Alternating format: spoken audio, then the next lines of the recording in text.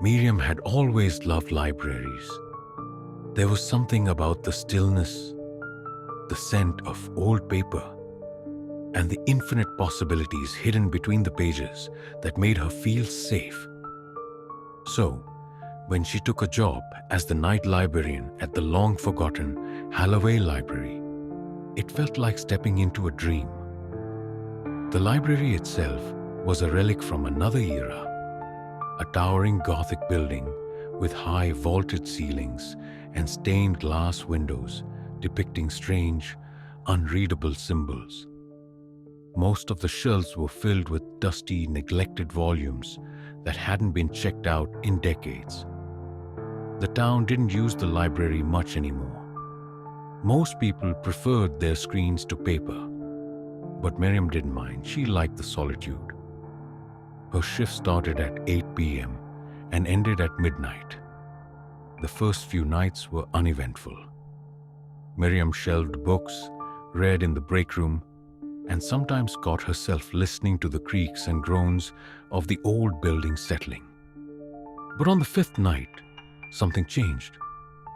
It started with a faint sound, a whisper, almost too soft to hear. At first, Miriam thought it was the wind, but the library's thick walls didn't let much through. The sound seemed to come from the far end of the library, near the restricted section, a roped-off area filled with books that were too fragile or rare to circulate. "Hello?" she called out, her voice echoing faintly. No response. Gripping her flashlight, Miriam walked toward the restricted section. The whispers grew louder as she approached, though she still couldn't make out any words. It was like a dozen voices murmuring all at once, just out of reach. She stopped in front of a particular shelf, one filled with ancient-looking books bound in leather. The whispers ceased. Miriam shone her flashlight over the spines, reading the titles. Most were in languages she didn't recognize, but one stood out: the Lexicon of Shadows. The cover was black, with a faint shimmer that seemed to move under the light. Against her better judgment, she pulled it off the shelf. The whispers started again, louder this time, and Miriam's flashlight flickered. Heart pounding, she opened the book. The pages were filled with dense, looping script that she couldn't read. But as she stared at them, the letters seemed to shift and rearrange themselves into words she understood. To see beyond the veil, one must pay the price. Before she could process what that meant, the air in the library grew icy. The flashlight went out entirely, plunging her into darkness. Miriam's breath came in short gasps as the whispers turned into hissing voices, circling her, pressing in closer.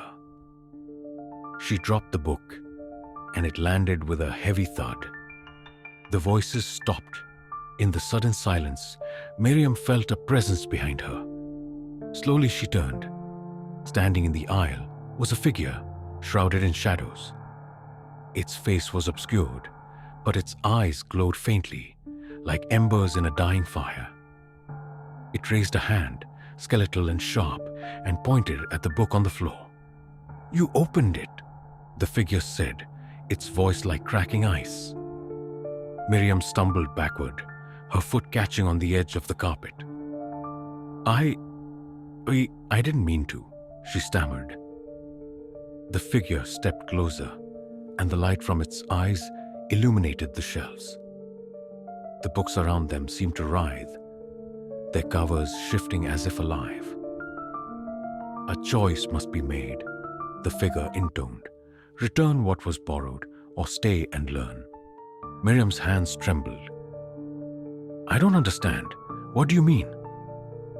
"Knowledge is not without cost," the figure said. "Return the book, or forfeit your place among the living." Without hesitation, Miriam grabbed the book and slammed it back onto the shelf. The whispers stopped instantly, and the figure dissolved into a swirl of shadows, sucked into the spine of the Lexicon of Shadows. The air grew warm again, and her flashlight flickered back on. Miriam didn't wait to see what would happen next. She ran out of the restricted section, out of the library, and didn't stop until she was home. She didn't return to work the next night, or ever again. The Halloway Library remains open, though few visit it.